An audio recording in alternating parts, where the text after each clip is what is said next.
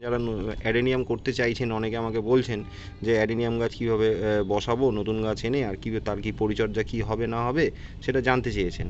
তো সেই জন্য আমি আমার ভাইকে বললাম যে তাহলে একটা অ্যাডেনিয়াম গাছ নিয়ে আয়, আমি তাহলে সেই গাছটা আমি তাহলে পটিং করে আর এটার কী পরিচর্যা হবে আমি আমার নতুন দর্শক বন্ধুদেরকে জানাবো। বলতে আমি যেহেতু কলকাতা মানে দক্ষিণ কলকাতার দিকে থাকি, এখানে হচ্ছে কাছাকাছি বড় নার্সারিতেও চলে গেছে, দায়িত্ব নিয়ে গেছে, একদম চোরের আড্ডায় গেছে।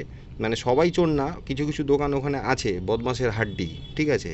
এবার তারা কি করেছে, আমার ভাইকে বলেছে খুব ভালো একটা গাছ দিচ্ছি 150 টাকা দাম। আমার ভাই যেহেতু জানে না, আমার ভাইকে বোকা বানিয়ে মানে এই কীর্তনটা করে দিয়েছে। যে নার্সারির দোকানের মালিকটি এই গাছটি বিক্রি করেছেন আমার ভাইকে, তার উদ্দেশ্যে আমি একটাই কথা বলবো, तुम लोग साले एक नंबर के गलीज घटिया कमीने बेगैरत किस्म के लोग हो।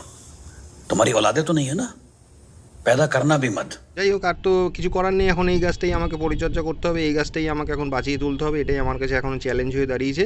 তো বন্ধুরা, এখন আমি কি করব আপনাদেরকে দেখাই। এই আমি দেখুন ডালগুলো মাথার মধ্যে একটুখানি কেটে দিয়েছি, মাথাটা একটু জাস্ট কেটে ফাঙ্গিসাইড লাগিয়ে দিয়েছি, সাব ফাঙ্গিসাইড আপনারা দেখতেই পাচ্ছেন।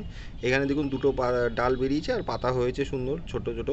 এই পাতাগুলো আমি রেখেছি, এটাও আমি কেটে দিতাম যদি শীতকাল থাকতো, যেহেতু এখন প্রচণ্ড গরম, এখন সালোক সংশ্লেষ প্রক্রিয়াকরণটা খুব জরুরি এই গাছটার ক্ষেত্রে, সেই জন্য আমি এই দুটো পাতা রেখে দিয়েছি, হ্যাঁ কাটিনি। আর এখানে দেখুন এই যে এইখানটা দেখুন ফাঙ্গাস লেগে গিয়েছিলো, আমি ওই জায়গাটা কেটে ফাঙ্গিসাইড লাগিয়ে দিয়েছি যথারীতি। এটা 1 ঘন্টা ধরে আমি ফাঙ্গিসাইড জলে চুবিয়েও রেখেছিলাম, তারপরে আমি এটা বার করে আপনাদেরকে আমি দেখাচ্ছি।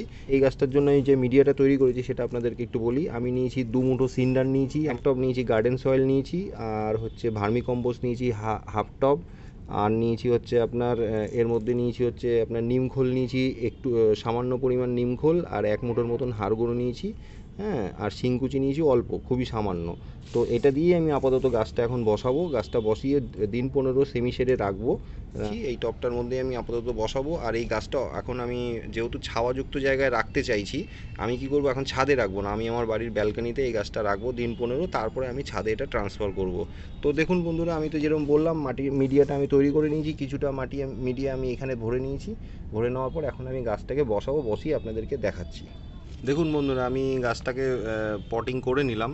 তো পটিং করার সাথে সাথে একটা জিনিস আপনাদের নোটিস করতে হবে, যারা নতুন অ্যাডেনিয়াম করবেন বা করছেন, হ্যাঁ, কীভাবে পটিং করবেন। দেখুন আমি কি করেছি, এই যে জায়গাটা এই পর্যন্ত কিন্তু এই কডেক্সটা কিন্তু ওপরে থাকবে। আপনাদের কাছে যদি সিন্ডার না থাকে, আপনারা ওয়েল ড্রেন মাটি যেরকম আমি বলে দিলাম ওরকমভাবেই মাটি বানাবেন, বানিয়ে মধ্যে দিয়ে দেবেন।